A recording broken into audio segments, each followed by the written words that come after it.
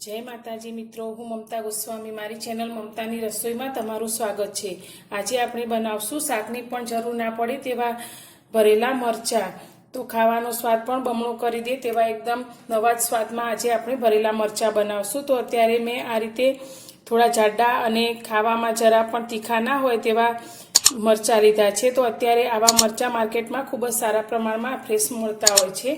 तो हवे आपणे भरेला मरचा बनाववा माटे पहेला तो आ मरचानी अंदर वच्चे कापो करीशुं अने अंदरना भागमां जे बीज अने रेसानो भाग होय तेने आपणे दूर करी लईशुं। तो आ मरचा खावामां बिलकुल तीखा होता नथी, तो बाळको पण सारी रीते खाई शकशे एवा एकदम टेस्टी आपणे मरचा बनावीशुं।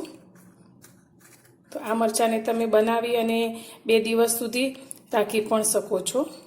तो आ रीते आपणे अंदरथी जे आ बीजनो भाग छे तेने दूर करी लईशुं अने आ ज रीते आपणे बधा ज मरचाने साफ करी लेवाना छे।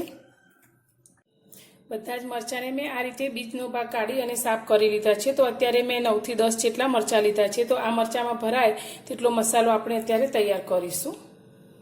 गैस पर आपणे अत्यारे एक पेन लीधुं छे। तो तेनी अंदर आपणे अत्यारे अर्धी वाटकी काचा सींगदाणा लईशुं अने गैसनी फ्लेम एकदम धीमी राखी अने आ सींगदाणाने क्रिस्पी थाय त्यां सुधी शेकीशुं।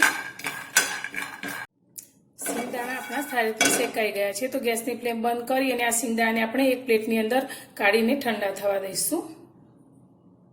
गैस पर आपणे फरी तेज पेन गरम करवा माटे राखी लीधुं छे ने गैसनी फ्लेम आपणे एकदम स्लो राखीशुं। तो अत्यारे मैं 2 मोटी चमची आखा धाणा लीधा छे ते एड करीशुं। 1 मोटी चमची आपणे जीरुं लीधुं छे। 1 मोटी चमची आपणे लीली वरियाળી लीधी छे अने आपणे 2 मोटी चमची सफेद तल लीधा छे। तो आ बधी ज वस्तुने आपणे ड्राय रोस्ट करी लईशुं। बधी ज वस्तु अपनी साइडे रोस्ट थई गई है। तो गैसनी फ्लेम बंद करी दईशुं अने आनी अंदर अत्यारे मैं 2 चमची सूका नारिયેળનું છીણ लीधुं छे ते एड करीशुं। आनाथी मरचानो स्वाद एकदम सरस आवे छे, तमे स्कीप पण करी शको छो। तेने पण आपणे 10 सेकंड आ रीते मसाला साथे मिक्स करी दईशुं जेथी ते पण सारी रीते रोस्ट थई जशे।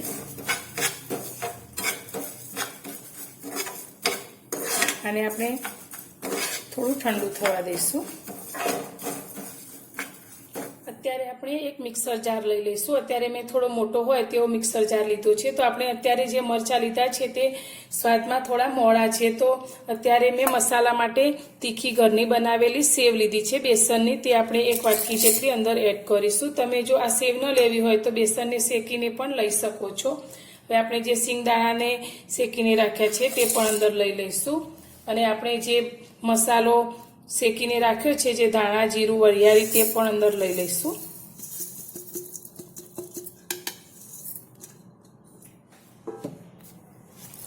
हवे आनी साथे आपणे 1 मोटी चमची आखी खांड लीधी छे ते अंदर उमेरीशुं अने आ बधी ज वस्तुने आपणे दरदरी पीसी लेवानी छे। मिक्सर ने आपणे पल्स मोड पर फेवरी अने मसालो तैयार करी लीधो छे। तो आ रीते एकदम सरस ड्राय एवो आपणो मसालो बनीने तैयार छे। तो हवे आने आपणे एक प्लेटमां काढी लईशुं। आपणे आ तैयार करेला मसालानी अंदर बीजा थोड़ा मसाला करी लईशुं। तो अत्यारे आपणे स्वाद प्रमाणे मीठुं एड करवानुं छे। तो आपणे जे मसालो लीधो छे अने जे मरचा लीधा छे तेना भागनुं आपणे 1 आखी अने अर्धी चमची जेटલું मीठुं एड करीशुं। आपणे अत्यारे तीखी सेव लीधी छे એટલે મરચું એડ નથી કરતા। જો તમે સેવની જગ્યાએ બેસન લેતા હોય તો તમે અંદર તીખાસ માટે થોડું લાલ મરચું પણ એડ કરી શકો છો। હવે આપણે અંદર થોડી હળદર એડ કરીશું। સાથે આપણે 5 થી 6 કળી લસણને આ રીતે એકદમ ઝીણું કરી લીધું છે તે અંદર એડ કરીશું।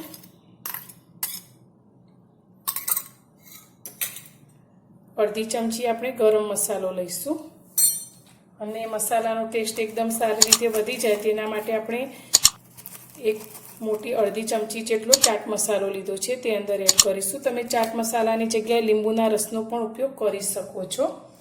થોડીક લીલી કોથમીરને ધોઈને લીધી છે તે આપણે અંદર એડ કરીશું।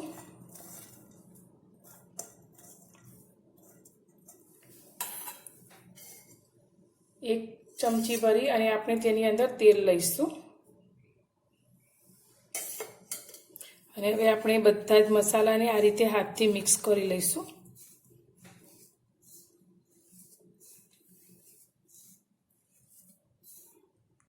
મરચાંમાં ભરવા માટેનો મસાલો આપણે તૈયાર કરી લીધો છે। તો હવે આપણે જે મરચાંને લીધા છે તે લઈ લઈશું અને આપણે આ મરચાંની અંદર આ મસાલો ભરીશું।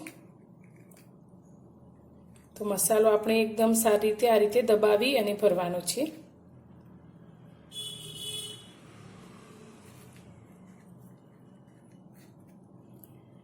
તો આ રીતે આપણે બધા જ મરચાંની અંદર મસાલો ભરી લઈશું।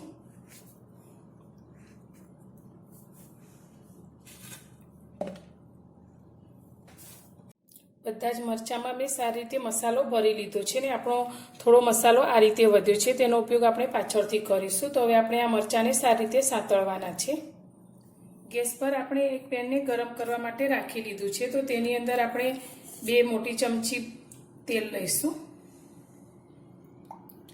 તો આ મરચાં સાંતળવા માટે તેલની જરૂર ખૂબ જ ઓછી પડે છે। હવે તેલને આપણે બધી બાજુ આ રીતે ફેલાવી દઈશું અને થોડું ગરમ થવા દઈશું।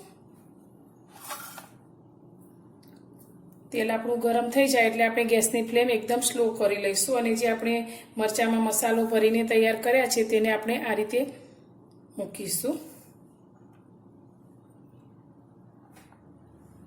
તો જેટલા એકવાર પેનમાં આવે તેટલા મરચાં આપણે અંદર એડ કરવાના છે। બધા જ મરચાંને આપણે આ રીતે ફેરવતા જઈ અને સારી રીતે સાંતળવાના છે।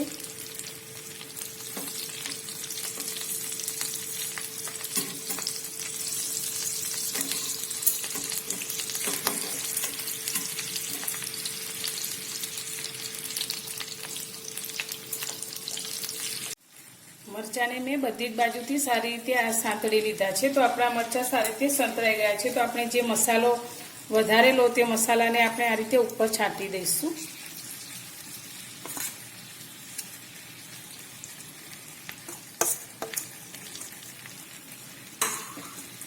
અને આને આપણે થોડી વાર માટે ઢાંકી અને આ મસાલાને આ મરચાં સાથે મિક્સ કરી લઈશું। મસાલા સાથે મિક્સ થઈ અને આપણા મરચાં તૈયાર થઈ ગયા છે। તો હવે આપણે ગેસની ફ્લેમ બંધ કરી દઈશું। એકદમ નવા જ સ્વાદમાં આપણા ભરેલા મરચાં બનીને તૈયાર છે। તો આ મરચાંને તમે રોટલી, ભાખરી કે થેપલા સાથે ખાઈ શકો છો।